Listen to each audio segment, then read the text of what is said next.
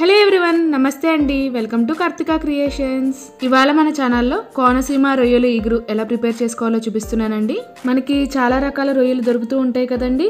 వాటిలో కోనసీమ ప్లేస్లో దొరికే రొయ్యలకి చాలా మంచి టేస్ట్ ఉంటాయండి. మరి అటువంటి కోనసీమ రొయ్యలతో ఇవాళ రొయ్యలు ఇగురు టేస్టీగా ఈజీగా ఎలా ప్రిపేర్ చేసుకోవాలో చూపిస్తున్నానండి.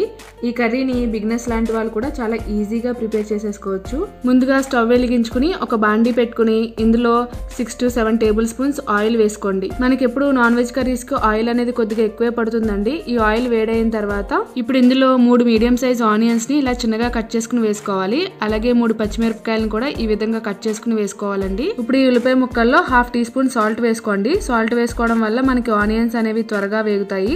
తర్వాత ఇందులో 1/2 టీ స్పూన్ పసుపు వేసుకుని మనకి ఉల్లిపాయ ముక్కలు మంచి గోల్డెన్ కలర్ వచ్చేంత వరకు మూత పెట్టుకుని మీడియం ఫ్లేమ్ లో వేయించుకోండి. ఈ లోపు మనం ఈ కర్రీకి కావాల్సిన మసాలాని ప్రిపేర్ చేసుకుందాం. దానికోసం కావాల్సినవి ధనియాలు, జీలకర్ర, గసగసాలు, లవంగాలు, ఇంకా అల్లం మరియు వెల్లుల్లి.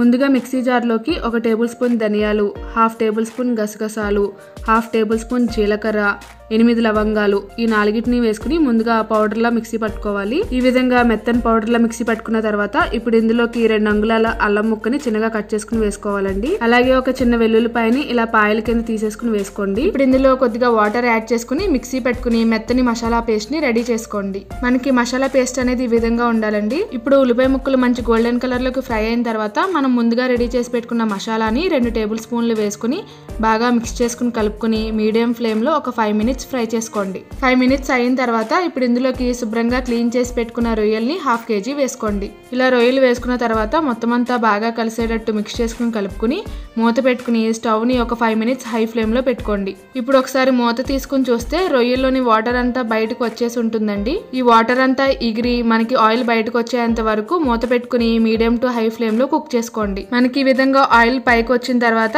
ఇప్పుడు ఇందులో కారం యాడ్ చేసుకోవాలండి. ఇందులో ఇప్పుడు 1.5 టేబుల్ స్పూన్ కారం వేసుకోండి. కారం వేసుకున్న తర్వాత మొత్తం అంతా కర్రీలో బాగా కలిసేటట్టు మిక్స్ చేసుకుని కలుపుకొని ఒక 2 మినిట్స్ ఫ్రై చేసుకోండి.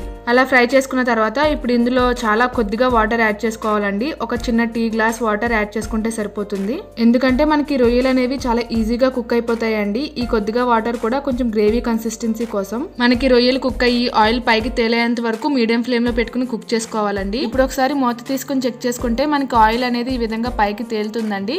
ఇంకా 5 మినిట్స్ లో కూర కట్టేసుకుంటాం అనగా 1 టేబుల్ స్పూన్ మసాలా పేస్ట్ ని వేసుకుని బాగా మిక్స్ చేసుకుని కలుపుకుని అలాగే టేస్ట్ కి సరిపడా సాల్ట్ ని కూడా ఇప్పుడు యాడ్ చేసుకోవాలండి. అలా వేసుకున్న తర్వాత ఒక్క 5 మినిట్స్ మీడియం ఫ్లేమ్ లో మూత పెట్టుకుని కుక్ చేసుకోండి. ఇప్పుడు ఇంకా ఫైనల్ గా చిన్నగా కట్ చేసి పెట్టుకున్న కొత్తిమీరని యాడ్ చేసుకుని స్టవ్ ఆఫ్ చేసేసుకోండి. అంతేనండి, ఎంతో టేస్టీగా యమ్మీగా ఉండే కోనసీమ పచ్చి రొయ్యలు ఇగురు రెడీ.